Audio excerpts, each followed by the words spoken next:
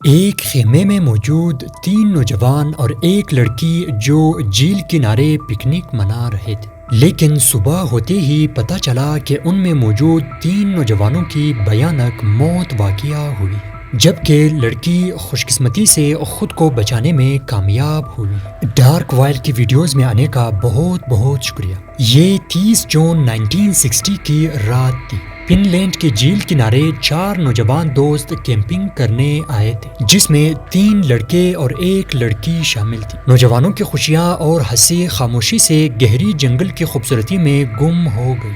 آگ کے ارد گرد بیٹھے کہانیاں سناتے اور ایک دوسرے کو مستقبل کے خواب سنا رہے تھے۔ کچھ دیر بعد رات گہری ہوئی، درختوں کے درمیان ٹھنڈی ہوا چل رہی تھی۔ نوجوان خیمے میں سو گئے، لیکن رات کے اندھیرے میں کچھ حرکت ہوئی۔ ایک چھوٹا سا سرسراہٹ محسوس کیا گیا اور پھر ایک دم خاموشی چھا گئی۔ کوئی اندازہ نہیں لگا سکتا تھا کہ اس رات جھیل کنارے کیا ہونے والا ہے۔ صبح ہوئی تو کیمپ کا منظر خوفناک تھا۔ 3 نوجوانوں کی لاشیں خیمے کے اندر بکھری ہوئی تھی۔ ہر ایک کے جسم پر چھوٹے چھوٹے کٹ اور زخم تھے، جیسے کسی نے نوکیلے اوزار سے حملہ کیا ہو۔ خیمے کے ارد گرد خون کے دھبے اور نشانیاں تھیں، جبکہ جنگل کی خاموشی سے خوف کی گونج آ رہی تھی۔ چوتھا نوجوان لڑکی جو زخموں کے باوجود زندہ بچ گئی تھی، نے اپنی کہانی سنانے کی کوشش کی، لیکن وہ بتا نہ پائی۔ وہ بتا رہی تھی کہ کوئی اندھیرا اس کی طرف آ رہی تھی اور وہ اپنی جان بچانے کے لیے چھپ گئی۔ قاتل کا چہرہ، اس کی آواز اور اس کے ارادے آج بھی ایک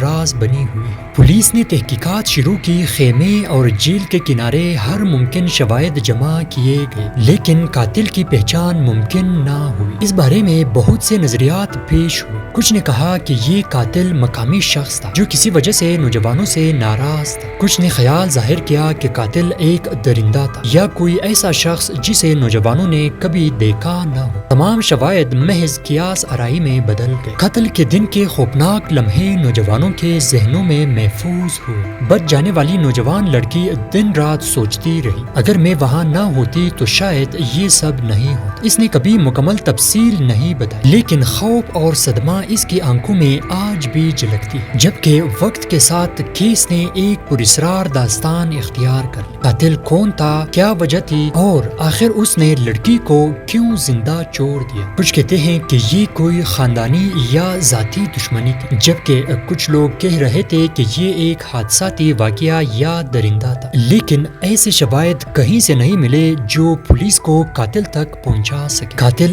آج بھی نامعلوم ہے اور یہ راز جھیل کے کنارے کی خاموشی میں چھپا ہوا ہے۔ آج بھی ہر سال جب لوگ جھیل کے کنارے جاتے ہیں، وہ رات کے خوفناک لمحوں کو یاد کرتے ہیں۔ جھیل کی ٹھنڈی ہوا، خیمے کی خاموشی اور وہ پراسرار سرسراہٹ جو شاید ابھی بھی کہیں جنگلوں میں موجود ہے۔ یہ سب کچھ لوگوں کے دلوں میں دہشت بٹھا دیتی ہے۔ اس رات کا قاتل ایک راز ہے جو سمندر کی گہرائیوں کی طرح گہرا ہے۔ قاتل کون تھا، وہ آج بھی چھپا ہے یا شاید ابھی بھی کہیں نظر آ رہا ہے۔ اپنی رائے کمنٹ سیکشن میں ضرور کیجیے، کیونکہ اب میں ملوں گا آپ لوگوں کے ساتھ ایک نئی انٹرسٹنگ ویڈیو میں۔ تب تک کے لیے اپنا خیال رکھیں۔ Thanks for watching video. اللہ حافظ۔